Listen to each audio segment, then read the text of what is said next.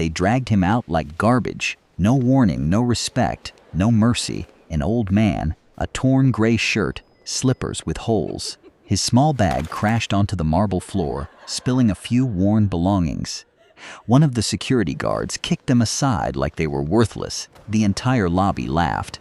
He didn't argue. He didn't beg. He quietly picked up his things, dusted them off, and walked toward the door. But before he stepped outside, he turned around, looked every single person in the lobby straight in the eyes, and calmly said, "In 7 days, every person laughing at me today." This is not a charity. But ma'am, show him the way out. Will wish they had treated me with kindness. The lobby exploded with laughter. The young CEO smirked. Get him out of my building. She had no idea. It wasn't her building. The old man she had just thrown onto the street owned every floor, every office, every salary, every single brick. And exactly 7 days later, the same employees who laughed at his torn slippers would stand before him with their heads bowed, begging him not to destroy their careers, because the man they called a homeless nobody was the true owner of everything. This is his story, and what happened next shocked an entire city. Welcome back to SM Stories, where every story hits the heart.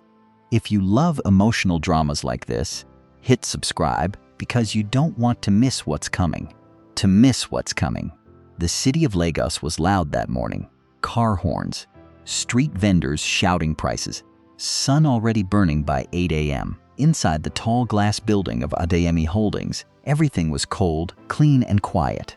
Marble floors, golden elevators, employees in suits walking fast, afraid to be late. At the very top floor sat the CEO's office, and behind that desk sat Folake Adeyemi, 29 years old, sharp jaw, sharper tongue, wearing a red blazer that cost more than most people's monthly rent.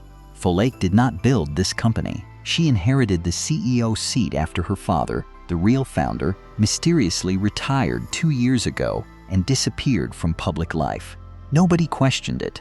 Money silences questions. That morning, an old man walked into the lobby. He wore a plain gray shirt, faded from years of washing. His trousers were patched at the knee. His slippers were old and cracked. He carried a small worn bag on his shoulder. His name was Baba Chuka. He walked to the reception desk slowly, calmly, like a man who had walked this same path many times before. "Good morning," he said softly. "I am here to see the cleaning supervisor. I was told there might be work available." The young receptionist barely looked up. "Sit over there. Someone will call you." He sat. He waited. 1 hour passed. Then 2 employees walked past him, glancing, whispering, some laughing quietly behind their hands. "Look at that old man's slippers," one whispered. "He looks lost," another said, smirking. Baba Chuka said nothing.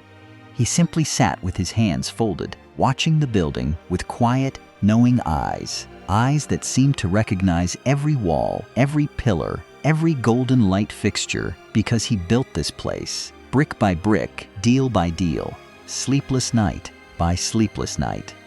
Then Folake walked through the lobby, heels clicking sharply against the marble, phone pressed to her ear, talking loudly about a shareholder meeting. She noticed the old man sitting there. She stopped. "Who let this man inside?" she asked, not even lowering her voice. The receptionist stood up quickly. "Ma, he said he was told to come for cleaning work." Folake looked him up and down like he was something dirty on the floor. "We don't hire people who look like this," she said coldly. "This is a corporate building, not a village market." The lobby went silent. Everyone was watching now. Baba Chuka slowly stood up, holding his small bag. "I only came because I was told there was an opening," he said quietly, no anger in his voice. Folake stepped closer, arms crossed. "Do you know how this looks? A man dressed like you sitting in my lobby? Get out, now." "Security!" 2 security guards rushed over, gripping his arms. Baba Chuka did not resist. He simply looked at Folake, a long, steady look, like someone remembering a promise they once made. "You will remember this day," he said softly. Folake laughed, a sharp, mocking laugh. Is that a threat? From a man who can't even afford new slippers? The whole lobby laughed with her. He said nothing more. He let them walk him out. The glass doors closed behind him, and Folake turned to her assistant, still smiling. Note that. No more letting street people wander into our lobby. This is my company. I decide who belongs here. She did not know. She had just thrown her own father's best friend, and secretly, her company's true legal owner, out onto the street. Outside, on the street corner, a young woman was selling roasted corn from a small cart. Her name was Ngozi. She had watched the whole thing happen through the glass doors. When the guards released him at the gate, she walked over quickly. "Baba, are you okay?" she asked. "I saw everything. That woman has no heart." He nodded slowly.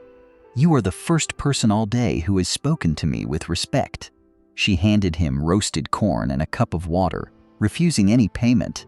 "I don't have much, but I can share what I have. What is your name?"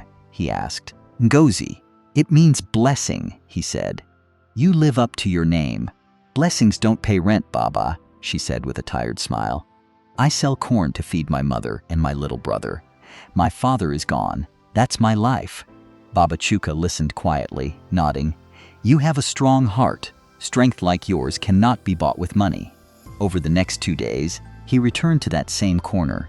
Each time, she shared what little she had, and each time, they spoke a little more about her exhaustion, about her buried dream of studying business, about the people inside that glass building who had never once gone hungry. "Who are you really, Baba?" she asked on the second visit. "You don't talk like the other old men on this street." He only smiled. "I am someone who lost everything once and learned that kindness is the only wealth that never disappears." On the third day, he pressed her hand gently before leaving. "Thank you, Ngozi. You will not regret this kindness." She waved him off, thinking she would never see him again. She was wrong. Because that same night, back inside Adeyemi Holdings, the truth was already beginning to unravel. Meanwhile, inside Adeyemi Holdings, something strange was happening. Folake called an emergency meeting with the board of directors. The company's main international investor had suddenly frozen a critical contract, no explanation given. "This makes no sense," Folake snapped at her finance director. Everything was signed. Everything was approved. Her finance director looked nervous. "Ma, the contract requires the signature of the majority shareholder. Not just the CEO. I am the majority shareholder," Folake said sharply. The finance director hesitated. "Actually, Ma, your father transferred 60% of shares before he retired. You hold 40%. The other 60% belongs to someone else." Falake's face went pale. "What? To who?" "The records only list a name," he said, sliding a paper toward her. "Chukwuemeka Adeyemi." Falake stared at the name. That's my father's childhood friend, Uncle Chuka. He disappeared years ago. Everyone thought he was dead." At the security desk downstairs, an old logbook entry from 4 days earlier caught the attention of a new security supervisor doing an audit. Visitor, elderly male, refused entry, removed by CEO's order. The supervisor frowned, comparing it to a photo on file from years ago. A photo of the original co-founder of the company, taken at its opening ceremony. The resemblance was striking. He quietly filed the report and sent it up the chain, straight to the board's legal department. That night, Folake couldn't sleep. Her father's old assistant, now retired, mentioned something strange when she called him in panic. "Folake," the old assistant said carefully, "your father never truly retired. He gave control to someone he trusted completely, someone who promised to watch over the company from a distance, to see if it would be run with honesty or with arrogance." "Who?" Folake demanded. There was a long pause. "Uncle Chuka," the old man said. "He never left the city, Folake. He's been walking among us this whole time." Falake's blood ran cold. She thought back to the old man in the lobby. The torn shirt, the cracked slippers, the calm, steady voice. "You will remember this day." Her hands began to shake.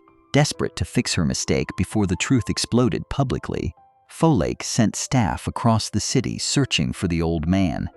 But nobody could find him because Baba Chuka had quietly gone to stay in a small guest house, watching everything unfold from a distance, exactly as planned.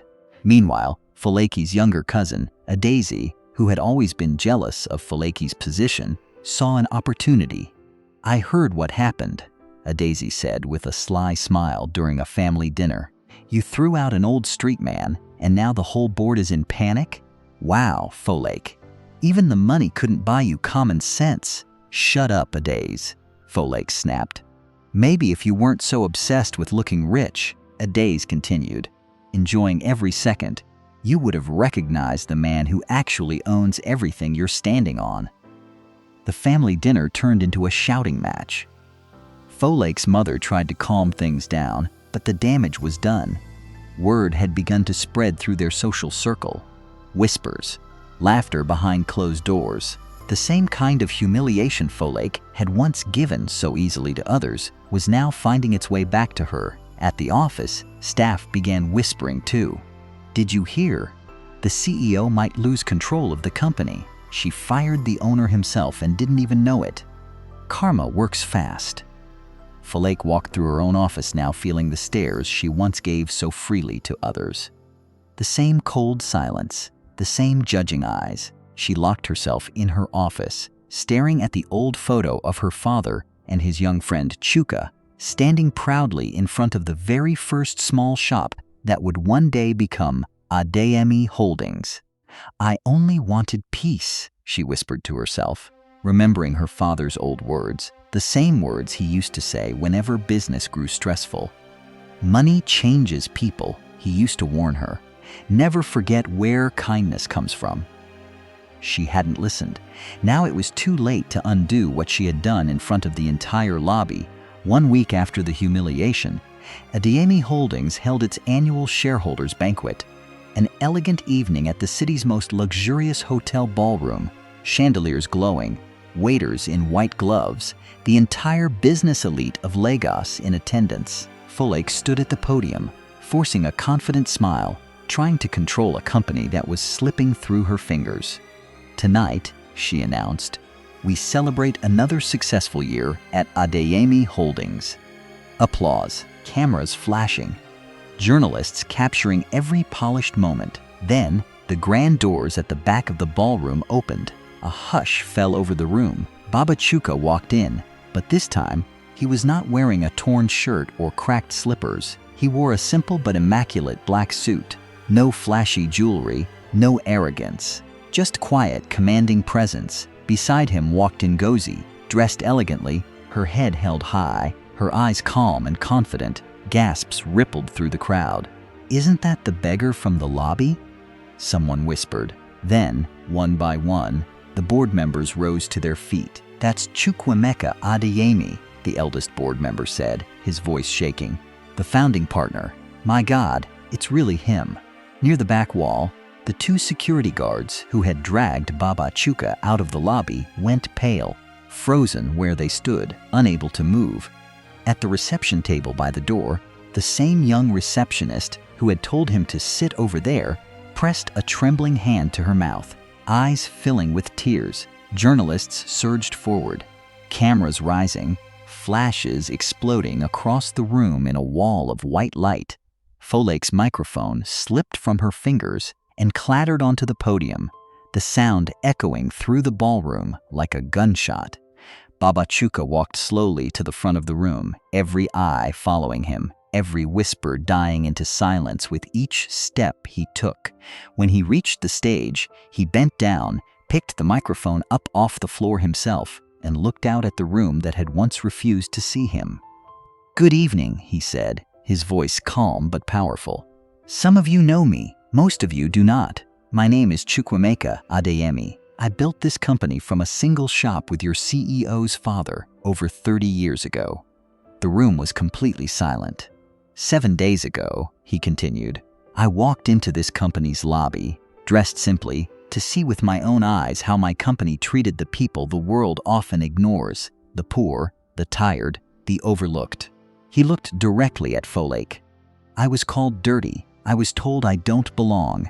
I was thrown out onto the street by security on the direct order of the very CEO now standing beside me. The room erupted into whispers. Somewhere near the back, a glass fell and shattered on the marble floor, and nobody even turned to look. Every eye was locked on the stage. The two security guards by the wall lowered their heads, unable to meet his gaze. The receptionist was openly crying now, shoulders shaking. Folake's face turned pale white. Uncle Chuka, I didn't know it was you, I swear That, Baba Chuka said firmly, is exactly the problem. The room fell into stunned silence. You didn't need to know it was me, he continued. You should have treated every person with dignity, rich or poor, known or unknown. That is the true test of character.